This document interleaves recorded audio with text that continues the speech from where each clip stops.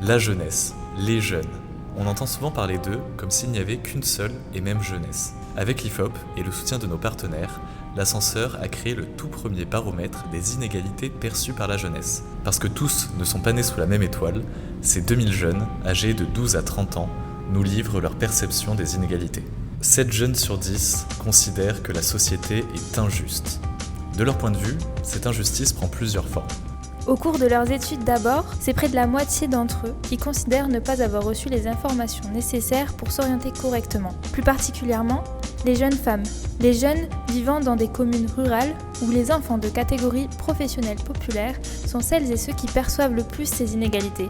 En découle une appréhension au moment d'intégrer le marché de l'emploi que partagent près de 8 jeunes sur 10. Et justement, au cours de leur insertion professionnelle, un jeune sur 3 considère que les opportunités professionnelles correspondant à son niveau de compétence et d'expérience lui sont pourtant inaccessibles. En dehors de l'école et du travail, la culture et le sport font partie intégrante de ces jeunesses. L'étude souligne que plus d'un tiers d'entre eux ont déjà ressenti des inégalités de traitement dans leurs pratiques culturelles et sportives. Alors, face à cette perception des inégalités, la jeunesse résiste, elle s'engage. 80% d'entre eux se sentent légitimes à s'engager.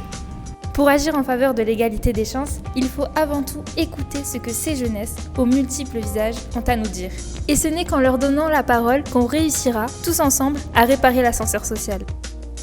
Le passé est lourd comme une enclume, mes démons me la prennent. Demain c'est loin, notre futur c'est la seconde d'après. J'étais pas prêt, sorti des bas-fonds. L'histoire, y a ceux qui la lisent, ceux qui l'écrivent et à ceux qui la font.